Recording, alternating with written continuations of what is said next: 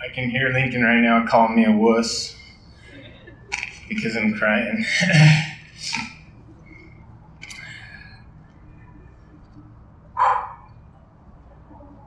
Everyone take a minute and look around. Look how much support is here.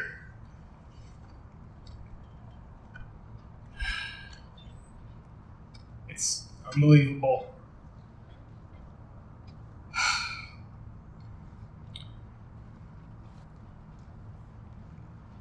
Every one of you, young adults, kids,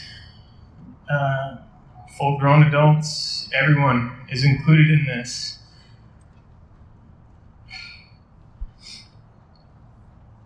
And how much one person means to everybody. You and every one of you have this much support around you all the time. All the time.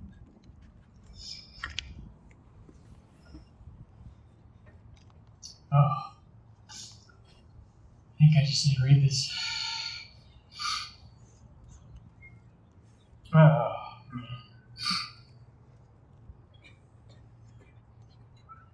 No one had a clue that Linc felt the way that he felt. This has been a total shock and surprise. That a kid so happy with so many things to do could feel so sad.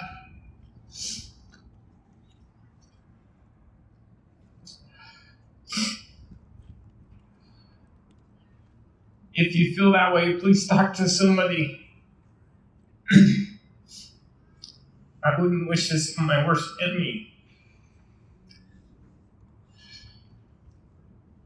There's so many people that want to love you. No matter who you are or where you've come from, it doesn't matter. If you ever hear any of your friends talking about suicide, even joking about it, say something, talk to them.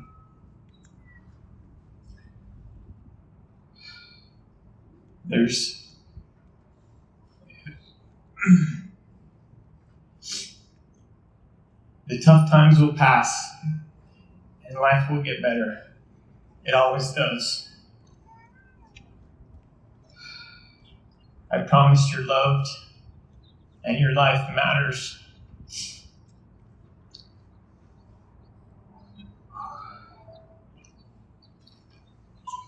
I'm just going to share just a few of our favorite memories of Lincoln. From the moment he was born, he was the light of our lives. I loved being his mom with my entire heart. And if you ever heard me talk about him, I'm sure this was obvious. One of my favorite things about Lincoln was from the time he was small, he was a little romantic. When he was 4, he was super sad one day because he really wanted to marry Maddie Lewis and thought he couldn't because she was 3 weeks older than him. He really wasn't sure what he was going to do and was so upset. He also always wanted to have a Valentine from the time he was in kindergarten. He even bribed the first girl he asked with a bracelet because she told him no, but he wasn't giving up. I know he had an extra special Valentine this year as well, and I loved driving him to make that special delivery to her. Lincoln also loved Valentine's Day so much that he always made his own Valentine boxes. My favorite was a life-sized R2-D2 he made with a garbage can and mixing bowl and lots of paper and tape. It even had Hot Wheels on the arms so they rolled, and a pull-out compartment for the Valentines to go in that looked like where Princess Leia hid her message. I came across an old note this week from Linc in cute kindergarten handwriting and spelling that said, "I love you more than anyone loves you." I think we all feel this from him. Lincoln was great at love.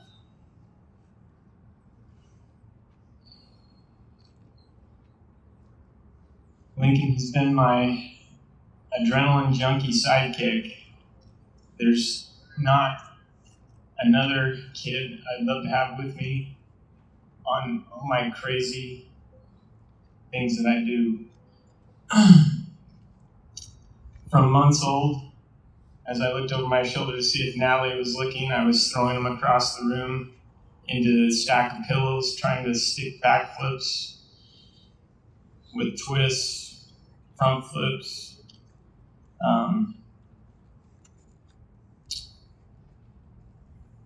Again, not giving all the details to Natalie, we concocted lots of different things, one of which was a zip line at Lake Powell that was 300 feet long, and he was our test dummy.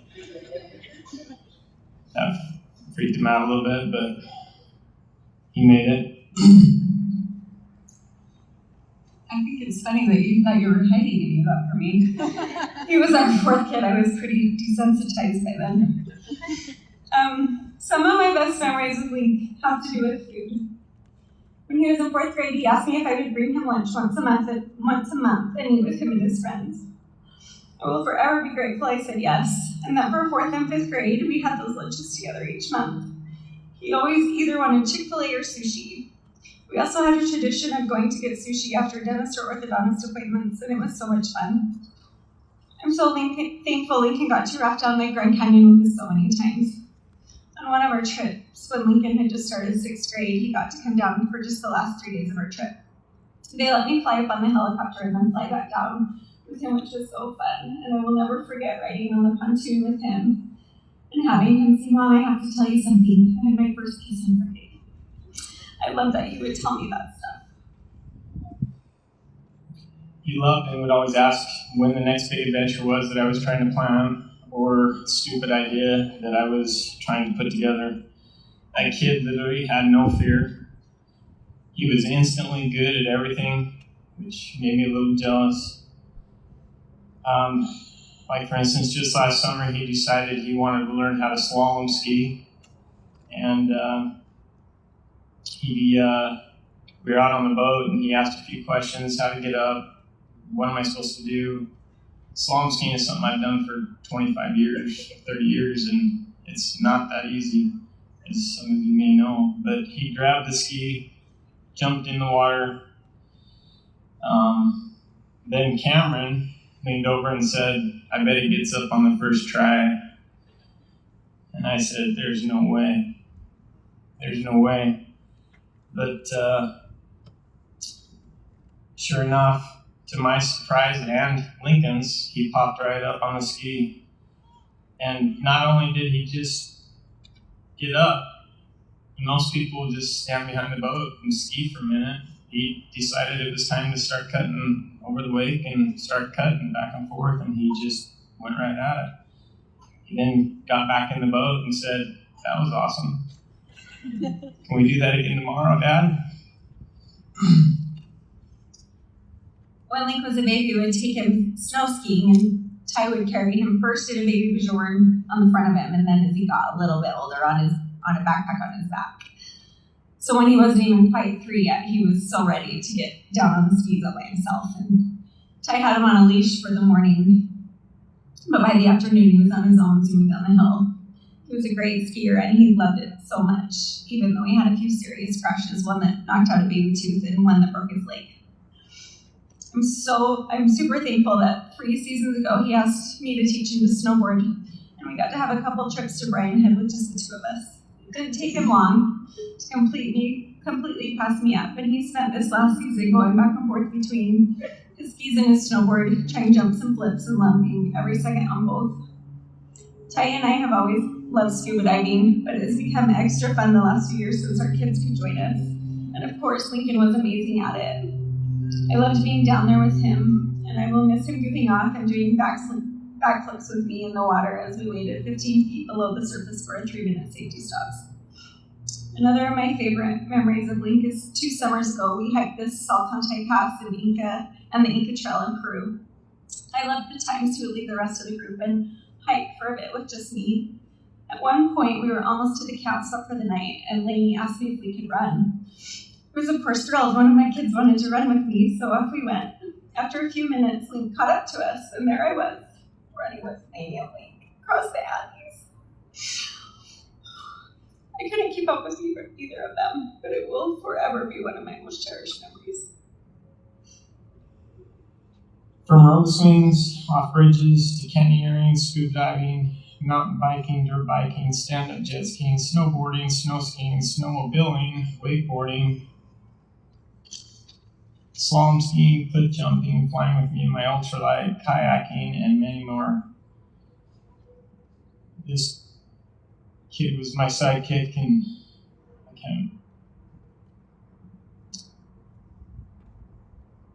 I'm going to need a few more sidekicks. I remember at the age of 6, going down to set up the Moab Corona arch swing. For those of you who've seen that video, he was so upset at the age of 5 or 6 that I wouldn't let him jump off and swing. He was extremely mad, and believe me, I would have let him. I had no fear of letting him jump, but I was afraid somebody was going to turn me into Child Protective Services.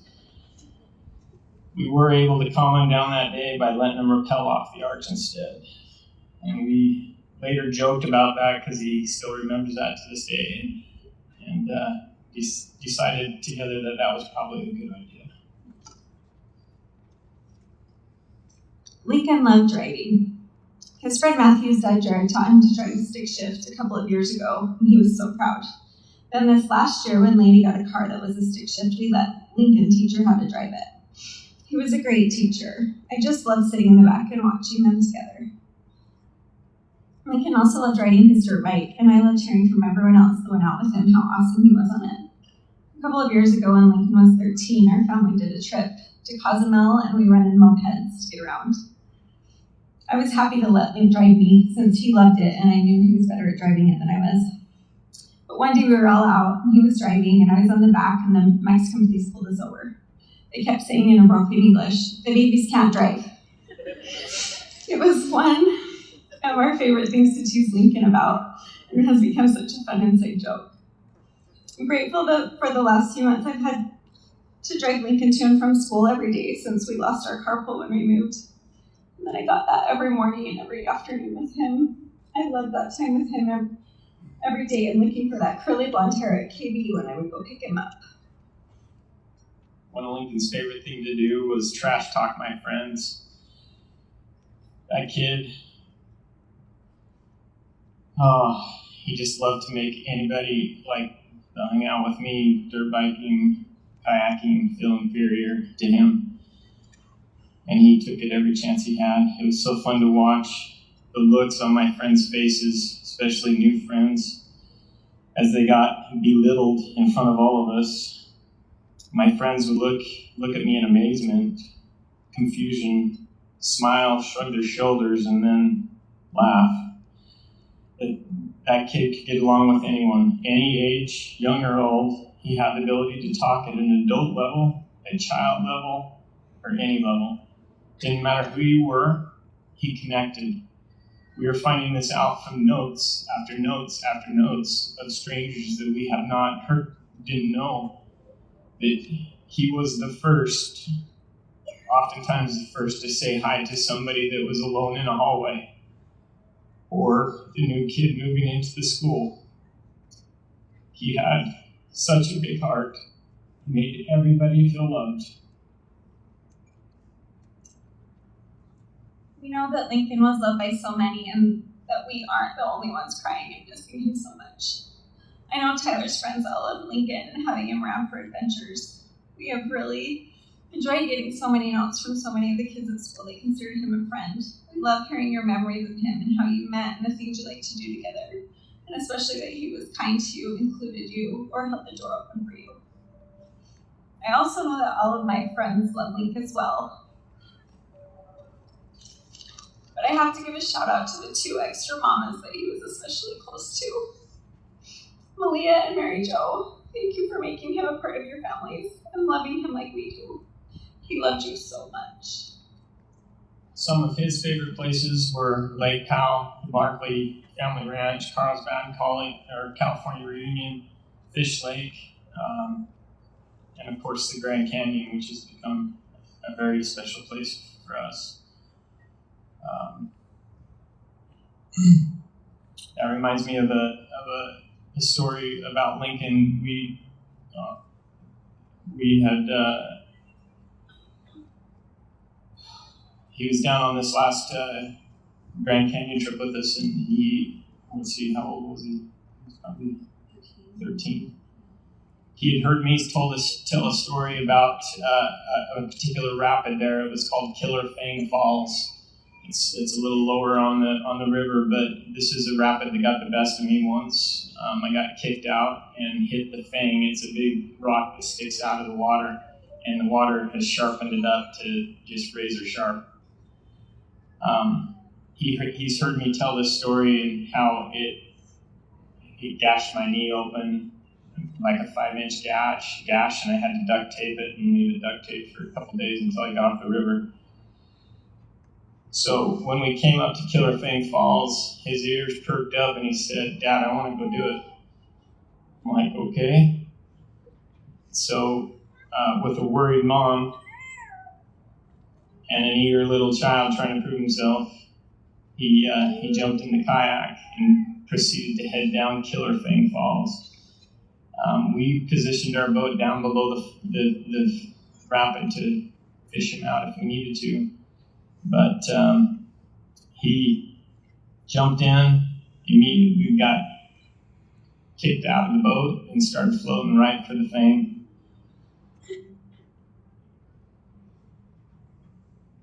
At that point, I was thinking, okay, maybe this wasn't a great idea. But right at the last minute, he was miraculously pulled by an angel, I think, just to the left about a foot and missed the Fang. We retrieved him out of the water, and he said, "Well, I was a bit worried there for a second, but it was okay." And then, as he looked over at me, he said, "Oh, I didn't want to show it, Dad, anyway." Everyone that knows me individually knows that I like to push the boundaries. I push limits on everything. I have had a handful of close calls and extra lives in which everybody jokes around that I have 18 lives, double that of the cat, or that I have a bunch of guardian angels watching over me. I generally reply to that statement because all of my brothers and sisters like to keep 2 feet on the ground, that I get all of my ancestors to watch over me, and but not to worry, because now I've got Linc, and he's got all of our backs.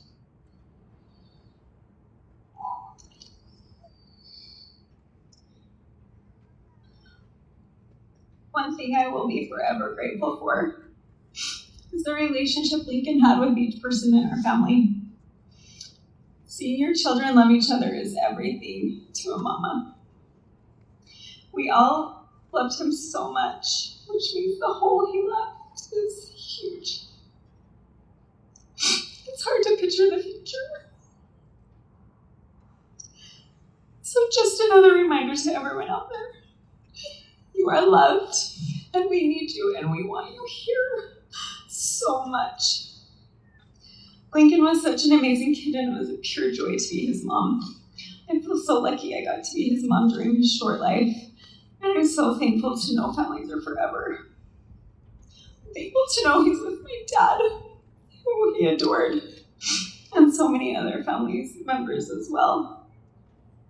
I'm thankful to know he's with our Savior, and that our Savior is with us, and we need comfort.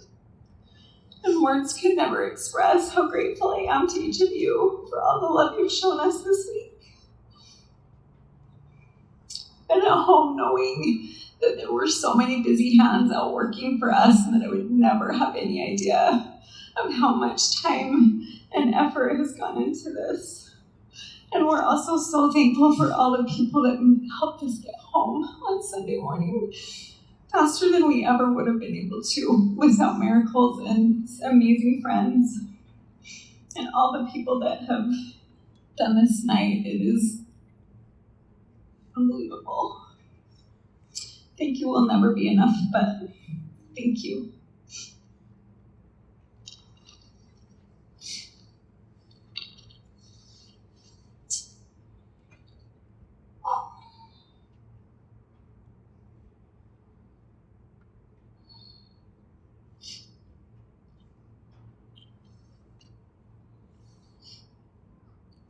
If there's one thing that we want anyone to get out of this tonight, is that we need not fear what people think of us. What somebody thinks of you doesn't matter. Act on a prompting to reach out to somebody, say hi or text, smile at that person. Let a family member or a friend that you have pushed out of your life back in. Say you're sorry and enjoy life. I, for one, am going to make some changes. Slower to anger, slower to judge, quicker to say sorry, and quicker to love like Linc.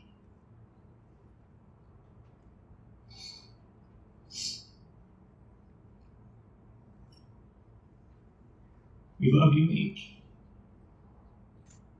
You're a stud.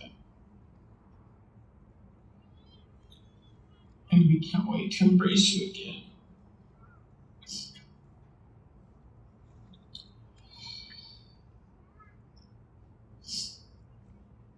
I too know that God exists, and I'll see you in heaven. That was a quote from Linc in his last words. Thank you for everybody, what everybody's done.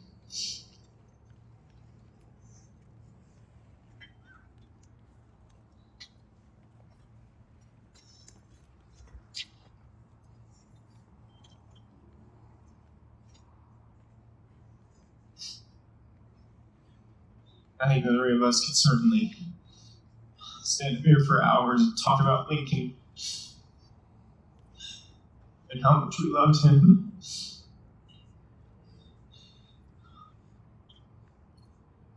And I look out and see everybody here, and I'm so comforted by how much everyone else loved him.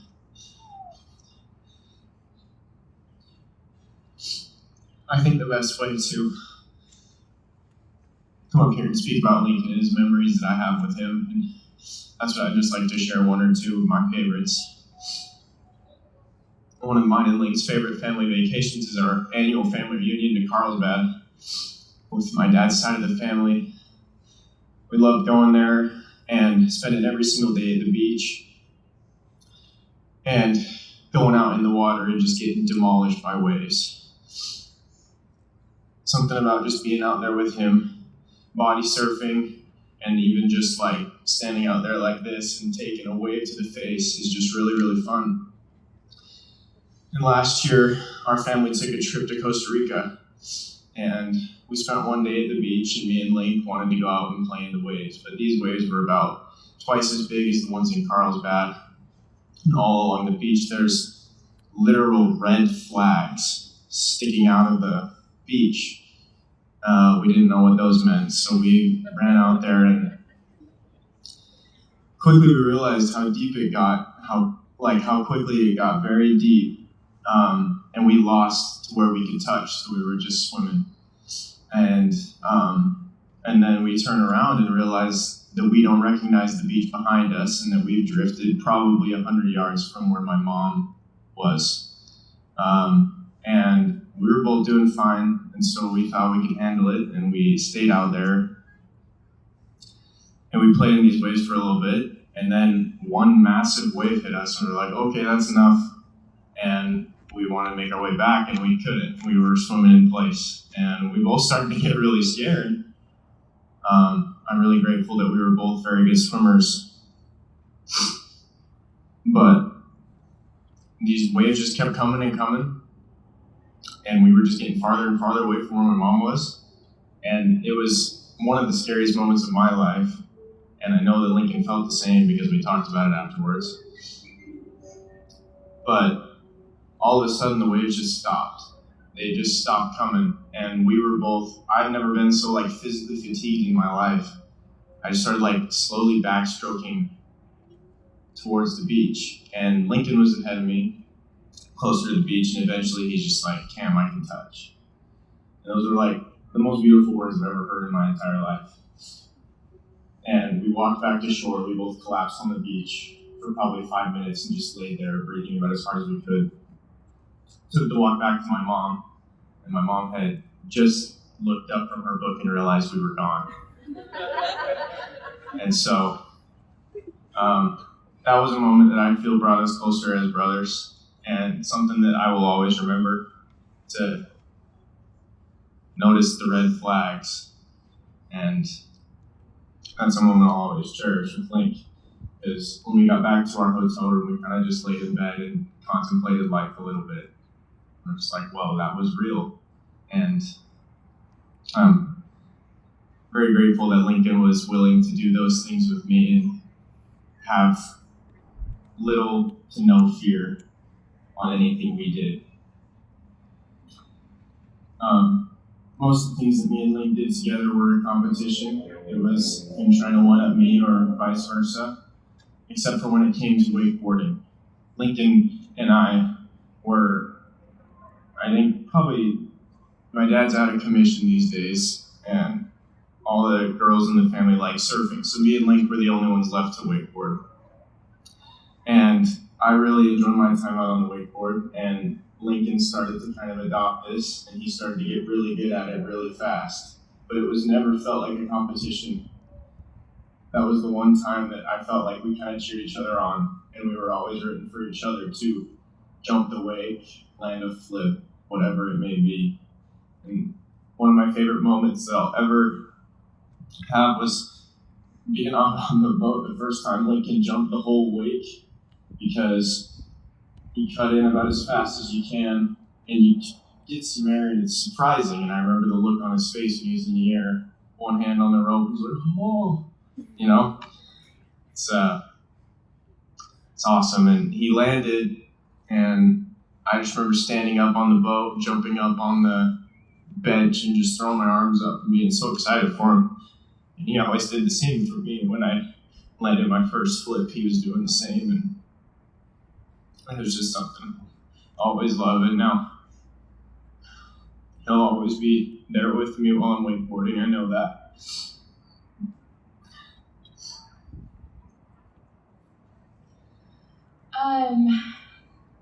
The best thing about Linc was he was just my best little buddy. He was always so excited when I would come home to visit. I'll never forget, he texted me one time and just asked when I was coming home. And I said, I don't know why. And he said, I just miss you. I just want to see you. And every time I'd come home, he would always be down to go get ice cream. He would come into my room and be like, let's go to Walmart. Let's go get ice cream. Let's go look at Legos or Hot Wheels or something. And that was one of the last times, that's what we did the last time I saw him. We went to Walmart and got him a Lego set for his birthday, and then we went and got ice cream. He was just always willing to go on drives with me, hang out. I remember one time we were on our way back from Big Powell, and it was the craziest rainstorm I've ever driven in, and my windshield wipers were broken. So I had to pull over because I couldn't see. And we just kind of sat there for a while until the rain calmed down, and he just looked at me and he was like, I have to pee. I was like, well, you're stuck.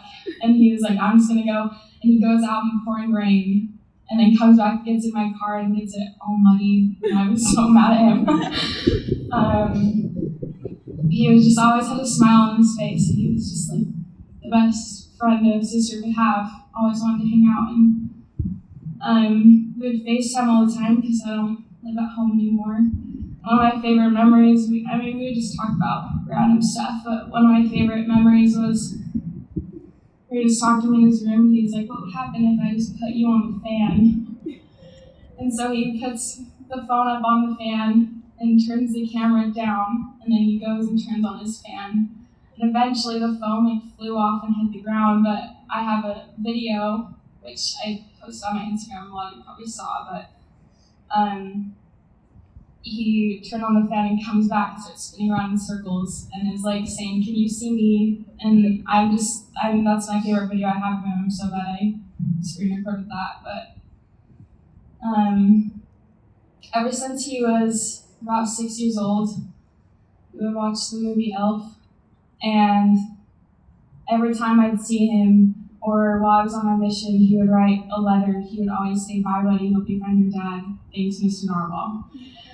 And then that was just our joke. That's what we'd say to each other all the time. So I just wanted to say that one more time. Bye, buddy. I love you, and I'll see you in heaven.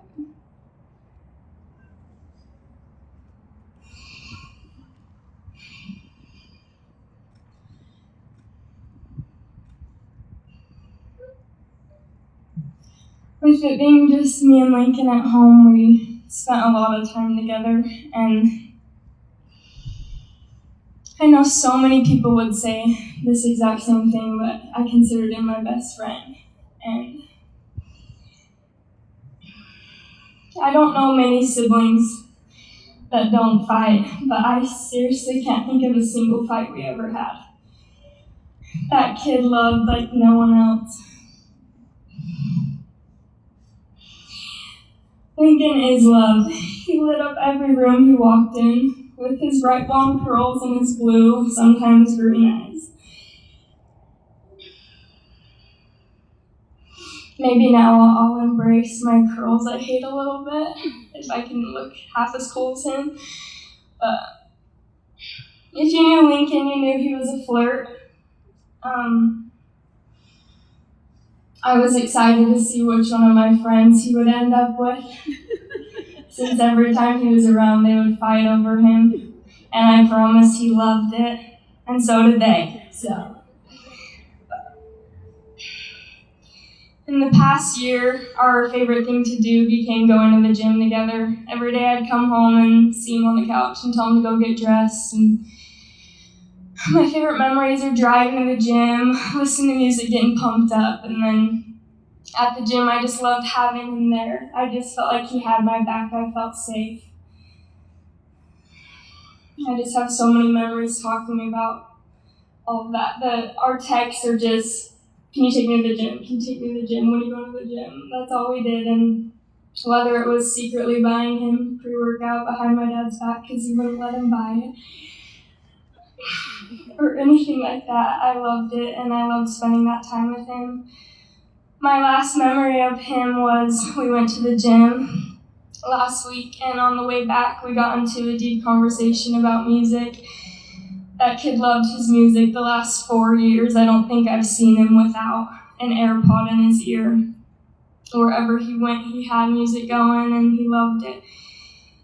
Whether you were talking to him and realized he hadn't been listening for the past 5 minutes because he had his music blasting, but we got into a conversation about our favorite artists, and he started telling me how much he loved Mac Miller recently. And Mac Miller is an artist that passed a few years ago, and I just know that they're best friends hanging out right now. And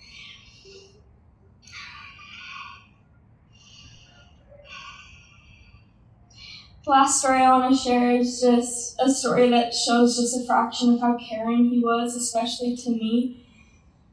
One day I came home crying, and it was just hard, and I tried to sneak in without my family seeing, and I snuck past everyone and thought I made it to my room, or my bathroom. I locked myself in my bathroom.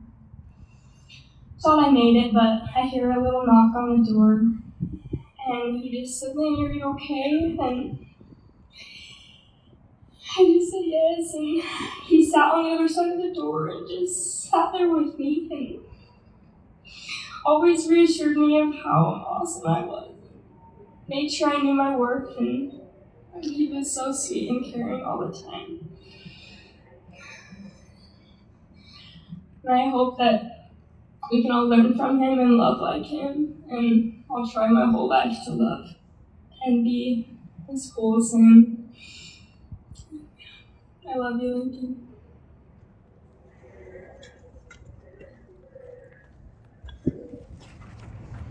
You're right, Tyler. There are a lot of people here. That is so cool. I'm Tyler's younger brother, Eric. I get to introduce Kira Caprice, who's our singer tonight. One of Lincoln's first friends, Landry Johnson, found this song and sent it to the family. We know the song was written for Kira's friend Walker, but we were so thankful she chose to share it, and it was just released last Sunday. The song feels perfect for all of us losing Lincoln.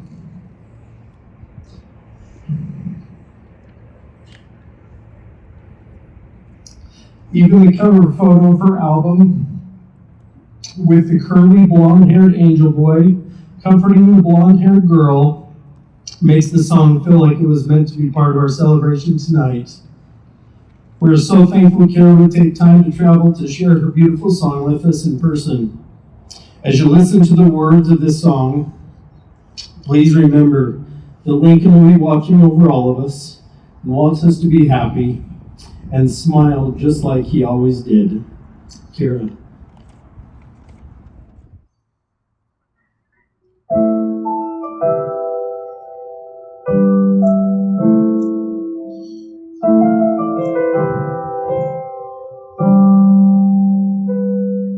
I heard the news, you went home today.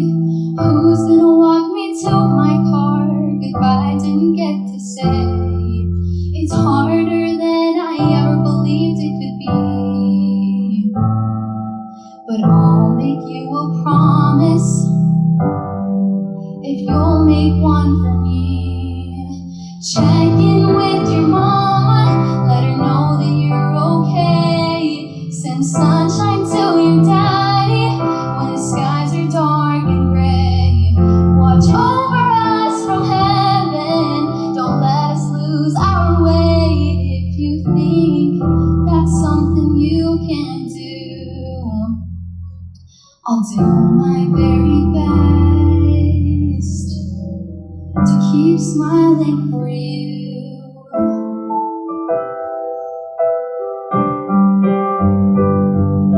I've asked myself 1,000 times, God, please tell me why. Sometimes it helps to pray, sometimes it helps to cry. I know you're exactly where you're supposed to be, but I'll make you a promise if you'll make one for me. Check in with your mama, let her know that you're okay. Send sunshine to your daddy when the skies are dark and gray. Watch over us from heaven, don't let us lose our way. If you think that's something you can do, I'll do my very best to keep smiling for you. Promise me you'll meet your family when they walk down memory lane, and be there every holiday with them to celebrate. We know you're on a greater mission, but yet, as you wait for us to get there too, please don't forget to check in with your mama, let her know that you're okay. Send sunshine to your daddy when the skies are dark and gray.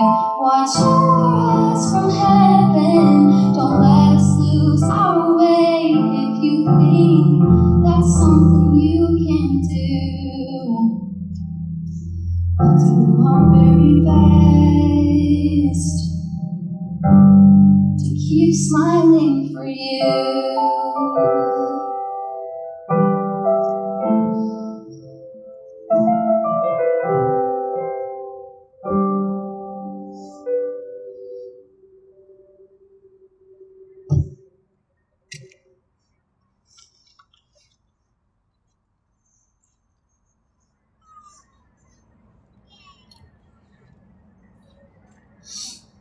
Kira, that was absolutely beautiful. If I understand the story right, Kira, you just shared that song this Sunday, is that correct? So she hadn't released that song until this past Mother's Day, which I just think is a beautiful, tender mercy of a loving Heavenly Father.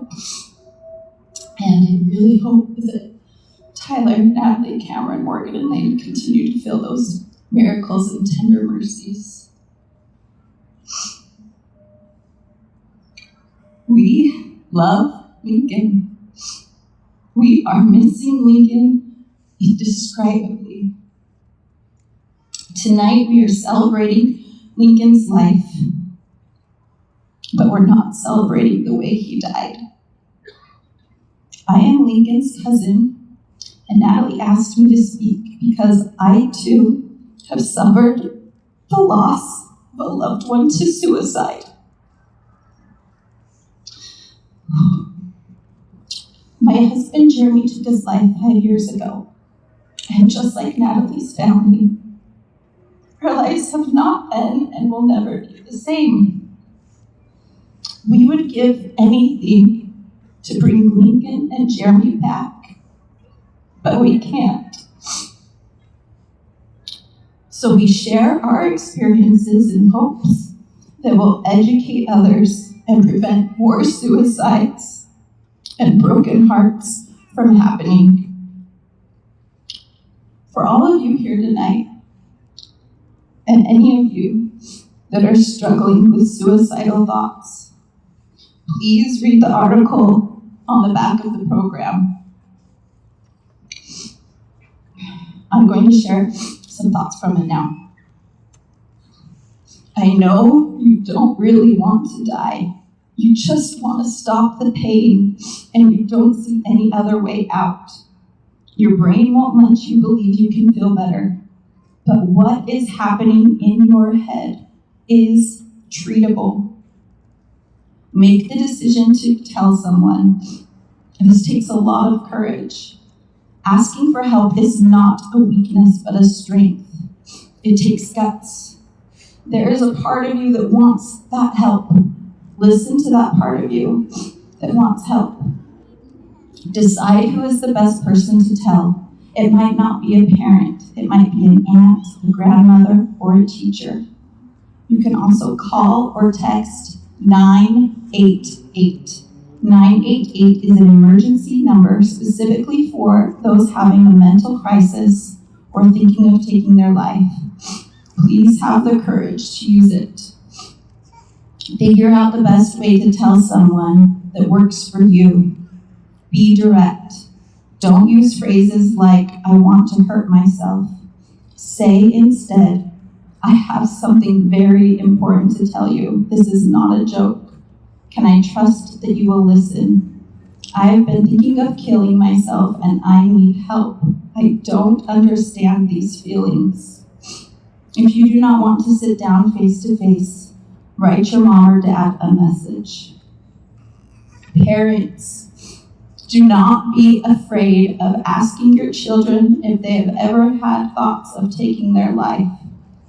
Asking them if they have had thoughts of suicide is not going to make them suicidal. Even if you don't feel like your kids are showing any signs, please make time to have a calm conversation about suicide with them so that they know they have a safe place to reach out if they ever do have those thoughts. Let's stop making suicide a taboo subject. Educate yourself. Take QPR training. QPR is a free suicide prevention training course that is frequently offered in our community through Reach for Hope. And the link for Reach for Hope Utah is also on your program.